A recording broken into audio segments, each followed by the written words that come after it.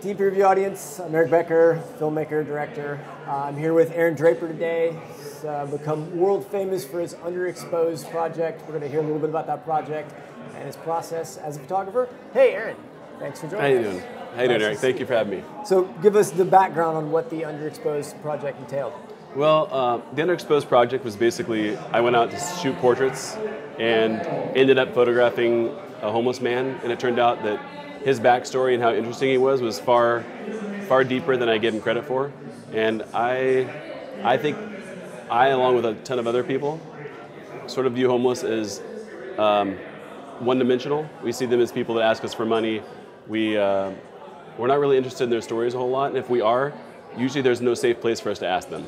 There's not really a safe place established where we can step back and look at them and see who they are and watch who they are, because we're afraid they're going to ask us for something or approach us, right?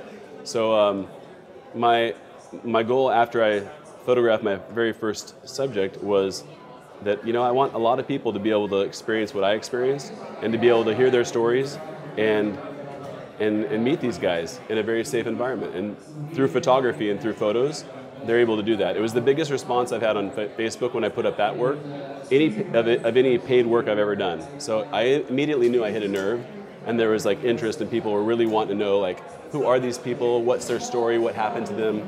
They're very caring. It's just I think they really want a safe place, you know, to stand when they look at them. So talk a bit about your process for people that haven't seen the images. They're very stylized. You're treating it like though they are famous in a way. Right, and in fact, Eric, the fact you just said that sort of shows already like a slight prejudice, and I'll say that just because I'm super people think, well, right, important. I mean, but people think that a stylized photo is reserved for the famous, right?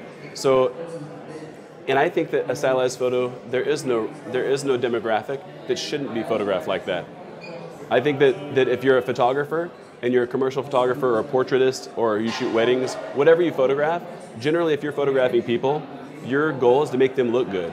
And it doesn't matter if you use lights, it doesn't matter if you use available light and you find that that's beautiful, but whatever you do, generally you're hunting for good light, and you're trying to use it to bring an aesthetic look to your subjects. That's what they're paying you to do. So it makes sense to me that if that's how I operate with everybody who pays me, why not operate like that with these subjects? I'm not going to change my technique or my style just because they're homeless, just because they don't have a home. I mean, to me that didn't make any sense at all. They're still human beings, they're still subjects, and I'm still a portrait guy and I photograph people.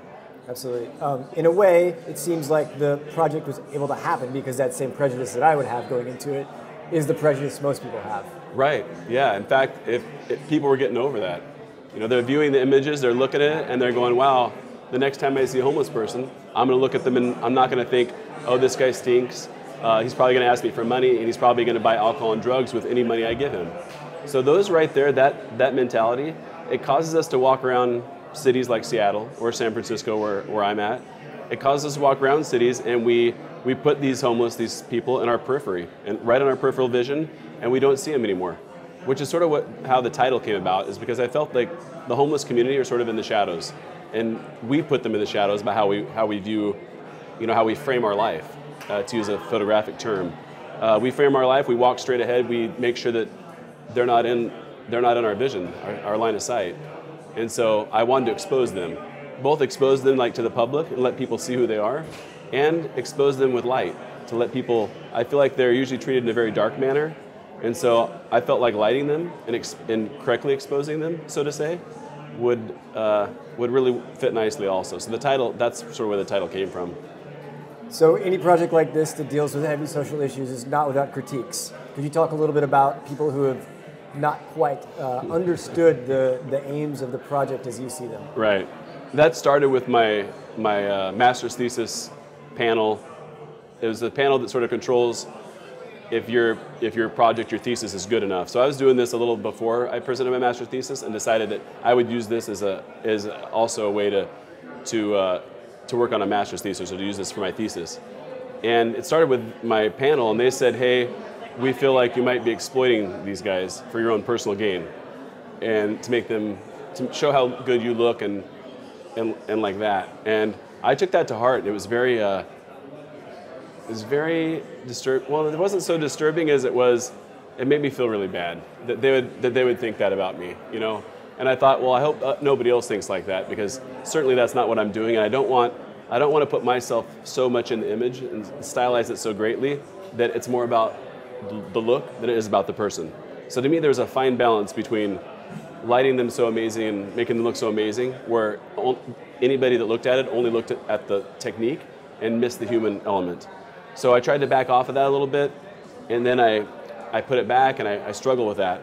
But I met Allison Wright, and she said that for her, one of her biggest epiphanies in her life, she's a National Geographic photographer and has done a ton of stuff, is that hope sells and hopelessness doesn't. So if you can make an image or a person look more hopeful, chances are people who we're all very visually driven today. Like if you think of the millions and millions of images that go up, we're looking at the best looking ones. I mean, that's what we as human beings, what we buy. We purchase and look at the coolest images, and we're like, dude, these are amazing, right? So in order to get the look I wanted and to get the attention I wanted, I had to market these homeless people. So I had to sell them. And the only way I could think to sell them and to market them was to light them up and make them look very commercial. But yeah, because of that, there have been blogs that have been dedicated to my project, and they have been dedicated to basically tearing down my project point by point by point and going over them and saying that I'm exploitative and I romanticize this thing and nothing will ever come of this. I'm not doing anything but making money off the poor. There are all kinds of comments. I mean, when it went viral, there are a lot of positive feedback, but there are a lot of people that didn't understand the crux of how the project worked. Yeah. What's the internet? Haters are gonna hate. Haters are gonna hate. Yeah. Yeah. Taylor Swift is right. Yeah. You know, that's how it works. Yeah. What to you has been the biggest challenge for the process of setting up these photos? Because you're working with marginalized communities right. in, potentially sketchy areas, doing something that is very equipment heavy. Yeah. Well, I bring in gear with me, and I'm the only one that shoots. So and set stuff up. I don't bring assistants. And it's just because usually if they trust you, you're lucky. Trusting others and making it a big production, it makes them a little bit sketchy and shy. A lot of them don't want to have a whole lot of attention anyway. So when you start putting up 5 foot octagon, 5 foot soft boxes and bringing in lighting and dropping sandbags and make it look like a production, it gives them a little bit of a sense of pause anyway. So I haul the stuff in, and sometimes I've got to drag in for half a mile or 3/4 of a mile through rugged terrain, river bottoms and places where I'm dragging a little wagon and bringing a ton of stuff in. I've been asked for my money a couple times. I've been asked for my camera a couple times, which my response was, look, if you take my camera, I'm not going to be able to photograph you or any of these friends of yours, yep. And there's going to be no more awareness of you guys, and I'm not going to be able to bring you back your picture. As soon as I said I'm not going to be able to bring you back your picture, he said, "Oh, forget it. Okay, cool," because he really wanted his image. Yeah. But yeah, there's some sketchy areas in Oakland and San Francisco. There's areas you probably shouldn't be bouncing around with high-end, expensive gear. And so that's been a struggle. But mostly in the beginning it was their trust, because they don't trust you. If you're outside their circle of trust, to use that analogy, they really don't trust you. And they thought I was a cop all the time. When I went in, they'd say, "Hey man, what are you going to try to arrest us? Are you a cop?"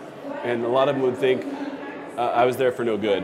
And once I shot a couple and photographed a couple of them, I'd bring a couple images on 4x6s and print them out. And then I would sit there and show them and go, "Look, dude, this is Lois, this is Doris, this is Michael. These are the guys I've shot a couple weeks ago." And I'd show them, and they would be blown away and be like, "Dude, I'm next." And there'd be a bunch of people who were getting on board.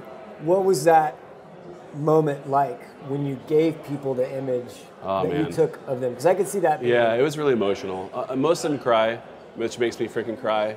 You just because they haven't been.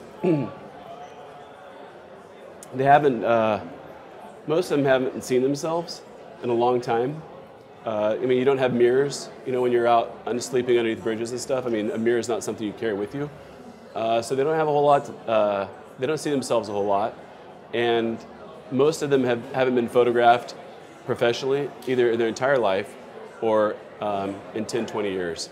And they've never been photographed how I photograph them. I have stumbled upon people who actually said, "Hey, somebody was photographing us too.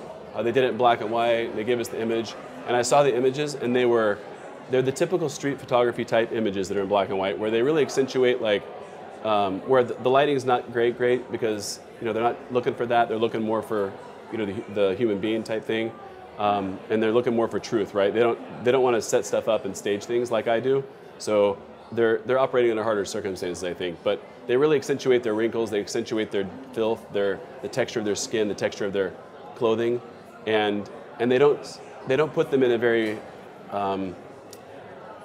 respectable, flattering way, right? And so I looked at the images like, gosh, dang it, guys, these I'll show you. And so usually when I submit mine to them, they're warmed up a little bit. I'm using really beautiful light. There's like beautiful backlight, sometimes rays of sun and stuff coming through them, and they just think they look like they should be. A lot of the African Americans, not to stereotype and say they're rappers, but a lot of them said, "Hey man, I look like a rapper." They're like, "I look like I belong on an album," and I'm like, "Dude, right?" And it's just really a nice experience to give them the image back. And I think for everybody who hates on the project and says that I'm exploiting and doing all this other stuff, at the end of the day, I'm going out and photographing people who can't afford to be photographed, who haven't really ever been photographed, and I'm doing it for free and giving them the image and paying them to do it.